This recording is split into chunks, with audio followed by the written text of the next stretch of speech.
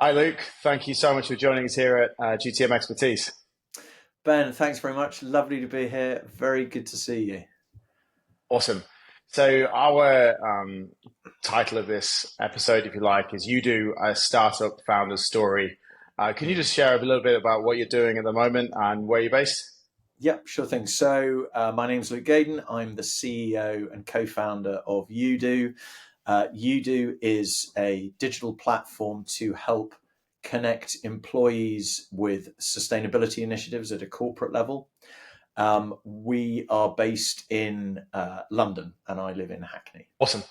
And you've started this startup relatively recently. What brought you to that journey? What did your Yeah, career look like to then? That'd be really interesting. Yeah, it's so well, the company is still relatively young, couple of years. But actually, I started talking to my co-founder George about this idea sort of 7 or 8 years ago. He had the initial idea for Udo whilst he was still at university. He's a very old family friend of mine. He knows that I work in technology, and he did that kind of thing that my mother used to do, which is, "Oh, you work in IT, so you can fix the printer." It's like, well, no, mum, not really. So he said, "You know about apps, don't you?" And I was like, anyway. So I didn't go down the whole video streaming software cloud rabbit hole. So I said, "Sure, George, let's have a chat." So he told me about the idea. He told me that he wanted it to be an application, so it would be a mobile application, and I do know a little bit about that. So I was kind of helping him flesh out the idea. We ended up going and doing a Google design sprint with our friends at Mm, Rocket Insights in Boston, which was mm. fantastic, and that gave us lots of interesting ways of kind of progressing and developing the idea. And when at first I thought, well, this is George, he'll lose interest in this. He's a young guy, he'll lose interest in this. After a year or so, but he didn't, and he kept at it, and he kept refining the proposition. I had always wanted, I was working in media technology at the time. That was Mhm. very much my background. I've been in that space for 20 years. Started off working at a UK broadcaster called Channel 4, then went to work for a video streaming technology company called Brightcove, which you may be familiar with, Ben. And then sort of, progressed from there. I'd always wanted to do a startup. Sustainability is something I feel very strongly about. Actually, there's another startup that I co-founded that is also in that space, and so it's equally a space that I'm very familiar with. So I kind of looked at this and said, well, okay, this is an opportunity to kind of scratch that itch, and I jumped ship from my then job and kind of went into sort of working on Udo full time around about 2020 2021. And Okay. then George and I have been developing the business ever since. Amazing. That's a great story. I'd like to go back to that jump ship moment because I think a Yeah, lot of people who are watching this are probably thinking maybe they have a similar itch, right? And they want to scratch that itch and they want to yeah, move on. And then, as you point out, it takes quite a number of years to get to that point yeah. potentially if you're developing it. But like, what made you really like the day that you remembered, like, right, I'm going to go and do it? What was that like? Uh, God, that's a really, really good question. It was so what I was. I mean, it was quite a nerve-wracking day because I was basically going in to resign from my then job, which Right. was at a company called Excedo. And I actually waited until I was going to Stockholm, which is where the company is headquartered, to have a face-to-face meeting with my boss, who's one of the co-founders, Frederick. And Frederick is such a good guy. He's a good friend. I've got so much time for him and for the rest of the Excedo team. And so I didn't. I wasn't resigning because I didn't like the place, or they weren't looking Mm-mm. after me or paying me enough, or I was burnt out. I really liked the company. I liked what I was doing, and so it was a very odd and sort of slightly uncomfortable situation. I wasn't going in there with kind of an axe to grind. Yeah. And but Frederick was amazing, and he jumped ship from a job to do a startup, and so he was incredibly supportive. And he said, "But that's great, really exciting." I think the sort of the outtake from doing that I have now is I did it too early. I probably did it a year too early. I think Interesting. what one of the things that it's really important to look at when you are thinking about moving into the startup space is you have to balance your desire and enthusiasm and excitement to get stuck in with the kind of commercial reality, which is, well, if unless I'm going into a Mm. fully funded startup, by the way, great if you are, well done. You're not going to earn any money, so you need to kind of try and get that, as thread that needle as well as you can, so that you're lessening the financial impact, which plays such a huge role in whether startups succeed or fail. Because so many times people say, well, I can't commit any longer, I need money. So getting that right, getting that timing right, is super important, and it's really worth Hmm. spending time on. And if I could go back in time, I would have reined in my enthusiasm and excitement. Go, actually, no, you can continue doing this a few hours a week in the evenings with Yeah, George, working the weekends. yeah. As much as you might want to go and pile into this full time, like, just be patient. That's really interesting. I think there's a few things there Yeah, that kind of I could understand. The one is, yeah, like the balancing enthusiasm with realities of yeah, life at home, family life, bills to pay, that kind of thing, and obviously the enthusiasm of a co-founder, and clearly the potential runway I guess you have once you do that starts the day that you start that, right? And yeah, then that's going to sort of impact what you do in those first few months quite significantly, and how fast you're driving towards product market fit versus revenue is always in the back of your mind, and that's probably a yeah. very difficult balance, right? It is, yes, and I mean, and so much of that question, which is a kind of key and I suspect very typical question that confronts co-founders, is to do with how much money is in the bank account. Right. If you've got runway for a year, you can afford to spend X months on product market fit. If you've got runway for 6 months, you probably can't afford to spend any time at all. And so I suppose my thought there is, if you can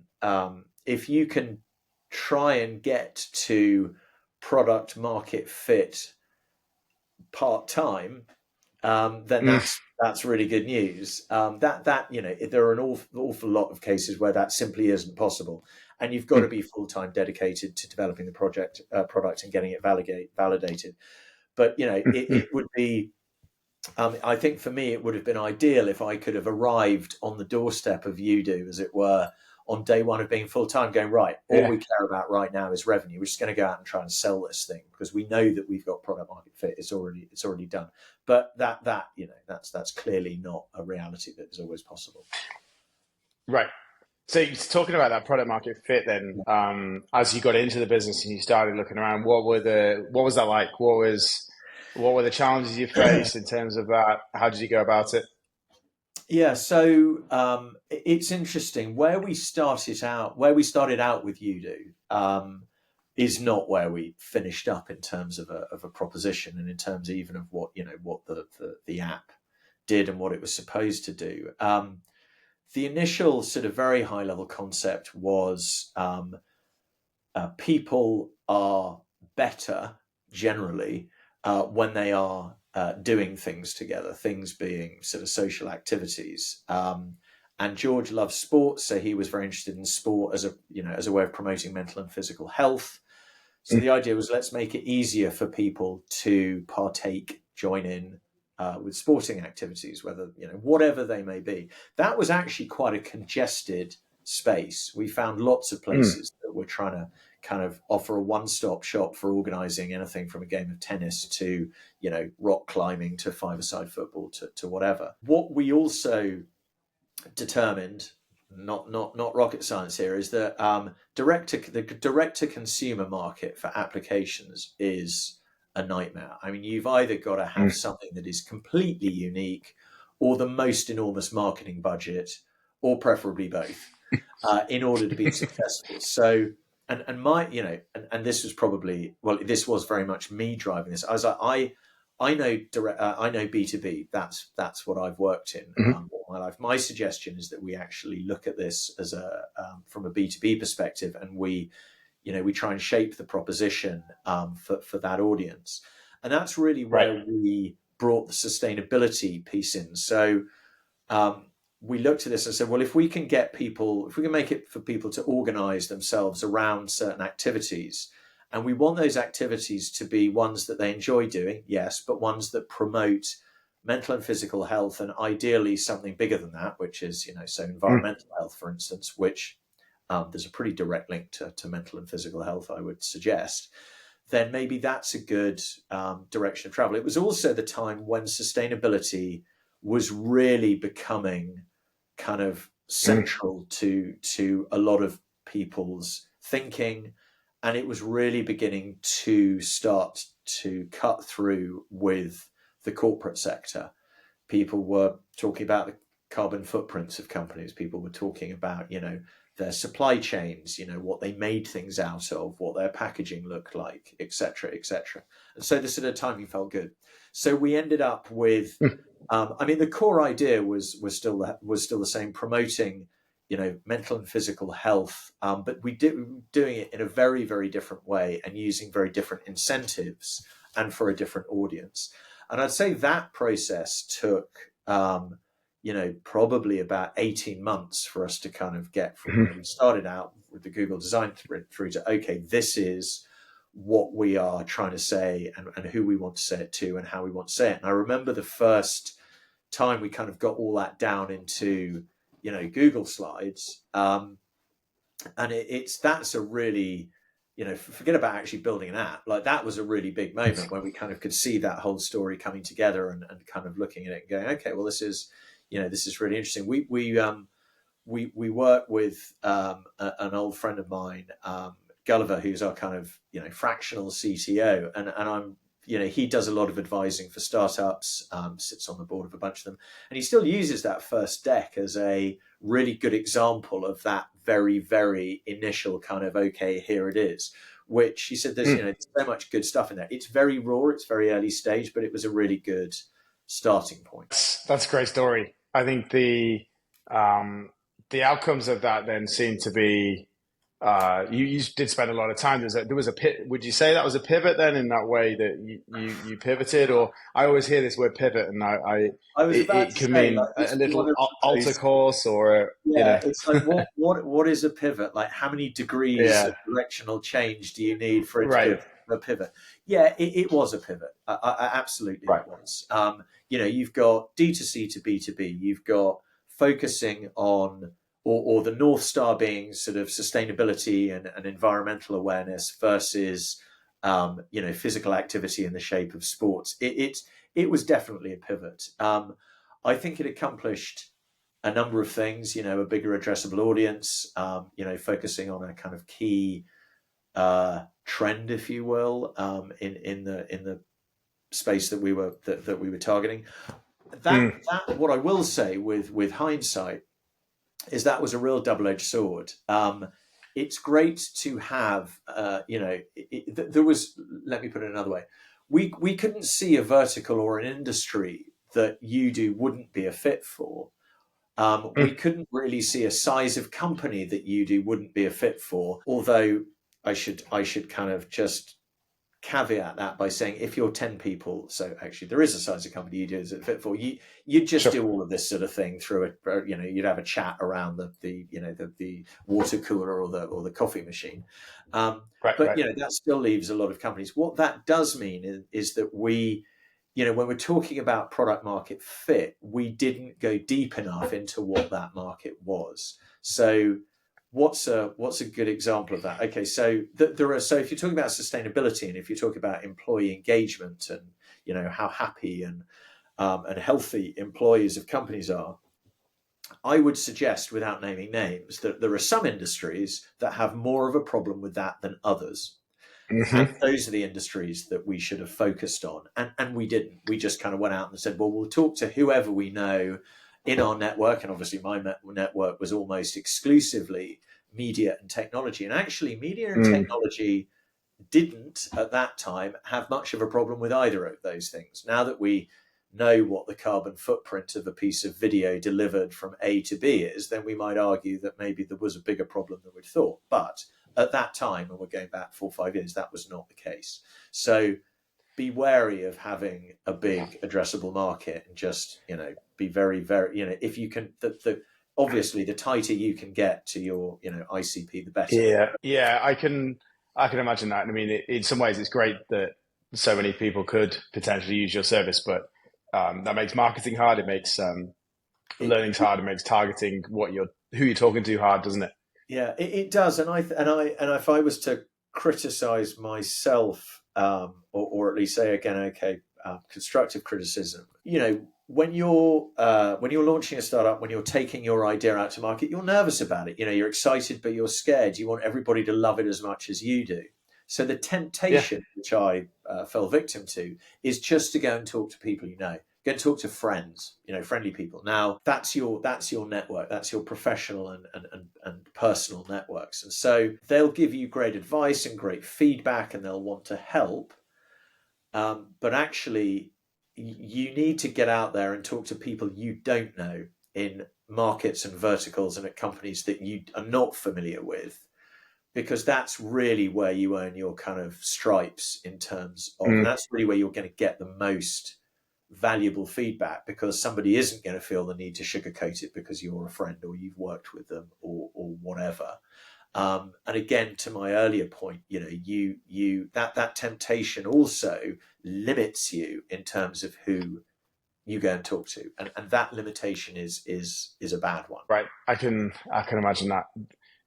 Just going back to one of the points you said earlier about the funding, and feel free to answer this as transparently or not as you like, but because I know that dictates a lot of things that you mentioned, like how the runway and how your plans, I guess, are accelerated or decelerated based on that. Like, what was your approach for funding investors, and has that played a major role in how your outcome? Well, yes, it did. We went out to our private network, and we were very lucky. We got our kind of seed funding through our private network. Now, none of the people that we got funding from had any experience in digital products.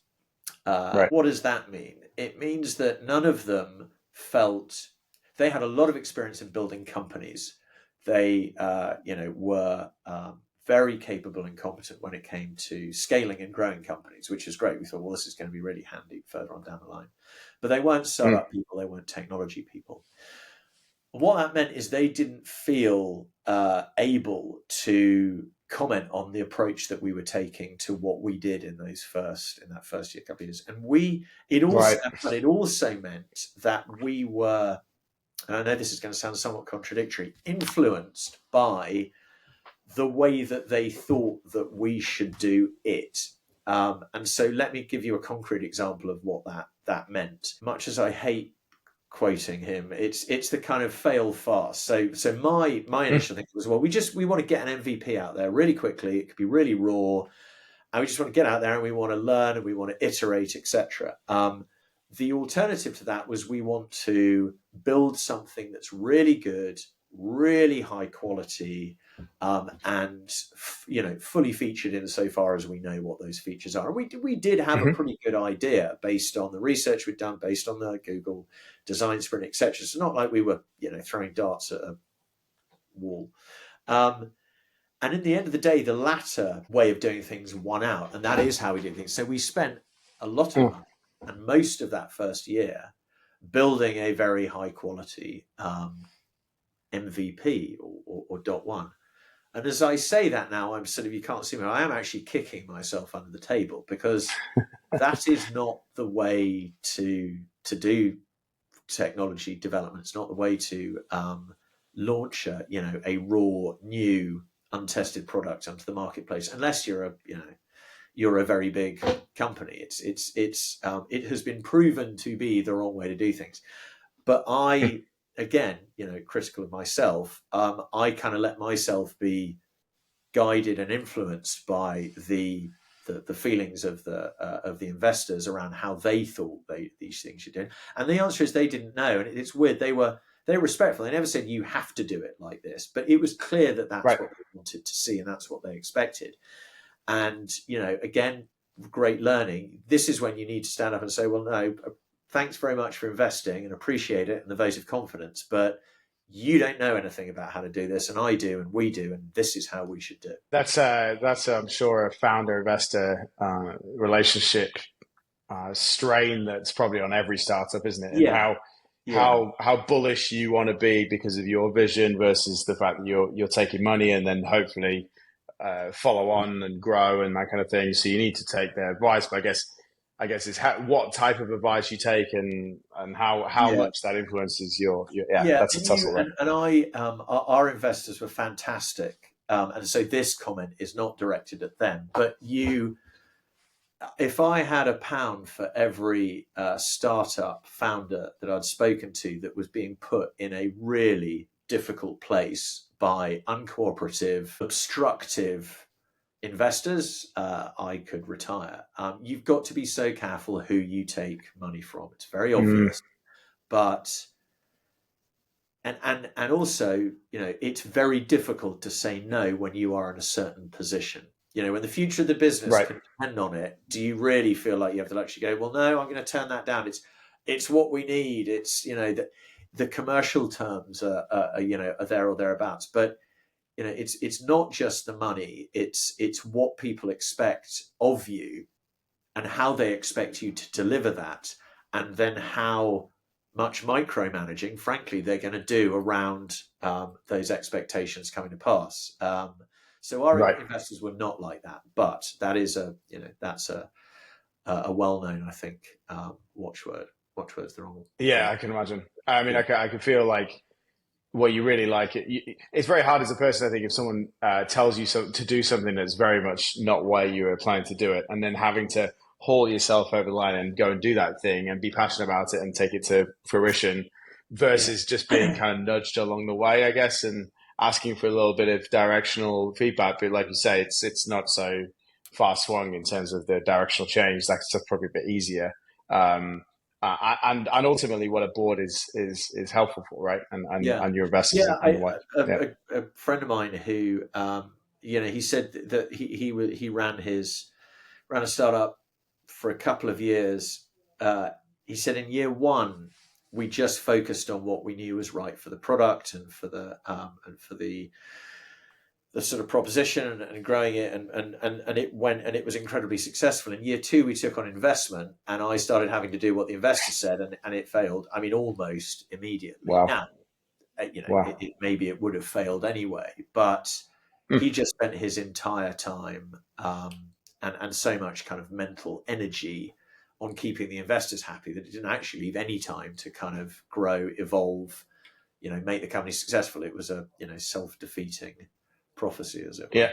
Anyway, Touching on the journey to sell to your ideal customer profile yeah, and who those people were in those organizations and how you like I can really imagine, especially when you started it. There were so many companies employing chief sustainability officers. There were so many annual yeah, reports full of ESG, yeah, targets, and there was a lot of goals around that. And it sort of seemed like a home run, I guess, in terms of yeah, selling into something that they really need, and whether they're doing it for definitive purposes or for altruistic purposes or for the annual report. yeah, There's a whole spectrum there, I guess. But yeah. the like, what were the challenges in selling into that person in particular? Like, what was your I was going story to say, there? yeah, for company reports full of ESG, but not actually saying anything would be my observation. Right. So again, this is quite interesting, and there was a pivot here as well. So initially, we started off looking at HR or people and development as our key kind of customer persona. So we went to a lot of HR conferences, and I spoke to a lot of colleagues of mine who'd worked in HR departments at companies that I spoke to, and they all were very supportive and very positive and loved the idea. But here's the thing: very few of them had any buying power whatsoever.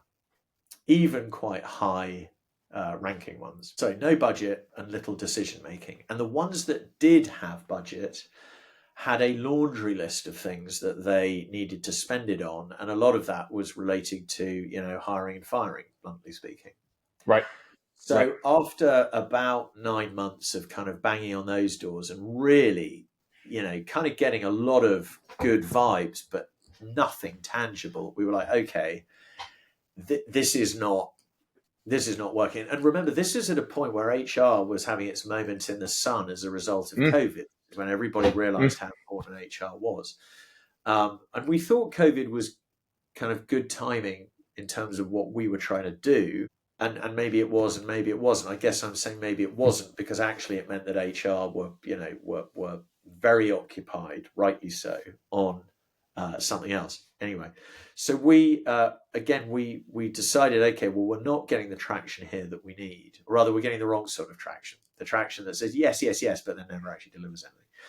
So let's Mm. go and look at sustainability, and let's focus on that aspect. And yes, there are chief sustainability officers, but sustainability usually sits somewhere where it's marketing, finance, whatever. So we Mm. tried to speak to whoever was running sustainability. And then we realized that that wasn't a good idea either, because if you don't have a chief sustainability officer, you have somebody who's in charge of sustainability. They have another job. And again, they're mid-level. Mm. They don't have any buying power and they don't have any budget. So we wasted a lot of time speaking to those people, lovely though they may have been. We had a lot more success when we targeted CFOs, COOs, and CMOs, i.e., people with budget, with decision-making authority. And yes, sustainability might have been, something that they had to take on that wasn't necessarily a core part of their remit, but they had those two other things. So that made up for the fact that it was a bit of a part-time gig for Right. Right. I can, yeah, it's like a maybe responsible for, but perhaps day to day, not really them. Yeah, yeah, driving that part forward. Right. Yeah. I can totally yeah, imagine that. I can yeah. totally think about Yeah, I mean, I remember that. speaking to one logistics company where the group procurement officer was in charge of sustainability, or the group Right. procurement manager or whatever. Really, and the most of the people who took on sustainability did it because they were passionate about it and interested in it. So Mm. you always talk to really great people. It's just that most of them couldn't actually do anything. They Right. could Right. update their website. I'm trying to say this in a nice way, but that was the reality. They could be responsible for kind of updating internal comms channels. They could put a couple of policies out here and there, but kind of trying to roll out, you know, company-wide initiatives, spending money on new technology, etc. It just wasn't Yeah. Yeah. I can understand. So, yeah, so along this journey, you've had, I think it's really important to understand how it's affected you and like you as the entrepreneur. I think yeah. where you can, like, how has that this journey been for you personally? Like, where were the growth moments, but also where were the moments where you're tearing your hair out? Like, what's the journey been like for you? So I would say broadly, it's been amazing. I haven't enjoyed every moment of it, and I would challenge anybody who said that they did. Um, but if I step back and say, okay, why did I do this? What was I trying to get out of it? You know, one of those things would be sort of sitting on a beach somewhere, sipping mai tais or whatever. And obviously, well, you can probably tell I'm not doing that. It's a bit early in the morning. Um, and so that objective hasn't been reached. But in terms of what I've learned, in terms of what I think it's new skills or new experiences, what I've learned about myself and my level of comfort in speaking to people in a certain way and at a certain level, it's changed. That's changed me a lot, and I think for the better as well. So I would say broadly very positive, and it's been great. It has been very difficult financially. The company is not making lots of money at all. And so there's been a sort of a sacrifice, if you will, there. Mm. But that's going to be very familiar to everyone, I think, in the space. But I think one of the things that I did that I think was really important was, before I went down this path, I said, okay, let's assume that it's going to fail, because Right. 95% of them do. The odds are stacked against you overwhelmingly. What if you do this and it does fail? What are you have going to have gotten out of it? And be very Hmm. clear about what those things are, and always keep them in your mind, so that it's so that they what I mean by that is don't suddenly come to them if it does fail and it looks like a gigantic post rationalization. Like, just be Right. really honest with yourself and continue to be honest with yourself. And if I can give myself a compliment, I have done that and continue to do that, and it stands me in very good stead. So that would be a piece of advice. If I was to give any piece of advice actually to a founder or to an entrepreneur, it would be that, which is think about what this will give you more broadly if it doesn't work out, and be thoughtful and considered about that. That is super advice. The I think the stats are out there and people have a hunch that they can really have a crack at it. But I think it's very important that you have those growth goals. Like for the 12th customer meeting in a week that you're going to, and you felt like the previous 11 maybe haven't gone as well as you think, and but looking at that as a growth opportunity and looking at that as a way to learn, and for your next one. I mean, maybe you'll do another one, maybe you won't, but the as a person you're going to go through it and you're going to get those learnings out of it. So having Yeah, those in top of mind rather than kind of collapse on a heap at the end of it, and yeah, or look for the just say, learnings at that well, point. yeah, or just say, well, it's it only works if we make this much money and then make this much more money and then boom, boom, boom, boom. Or Right. I mean, I Right. remember speaking to an old CEO, and I was like, yeah, and I was having a bit of an existential crisis, and I said, well, what are we trying to do here? And he said, oh, well, we want to be a $500 million market cap company. I was like, yeah, but why? Like, that's Right. just a number, and you could have pulled it out of anywhere. And okay, it's actually that's realistic for the company, but like that doesn't Hmm. tell me anything. And to be honest, it doesn't even make me that excited. And I know for some people it would, and that's great. But Sure. I would suggest there's got to be a bit more to it than that. And Yeah. that's where a lot of that passion and excitement comes from. Yeah. I mean, it's a purpose, right? It's a purpose beyond Yeah, just just the money. Because ideally. if you are measuring yourself purely on the money or the size of the company or what your exit's going to be, it's going to be a long Yeah. slog, and yeah, perhaps And if you're already thinking disappointing in the about end. the end at the beginning, like it's good to have a north star, it's good to have a vision, it's good to know what you want to get. But like, yeah, I'm not sure that's what I was saying, but Yeah, that's all right. yeah. Perfect. Good point to end on, Luke. I think you've given us some great learnings. It's so great to hear a transparent story about how you've been going with Youdo and the journey that you've been on. Thanks for sharing all your experiences, and hopefully we'll see you again soon. No Thanks for your problem. time, Luke. Thanks very much for asking. It's great to chat.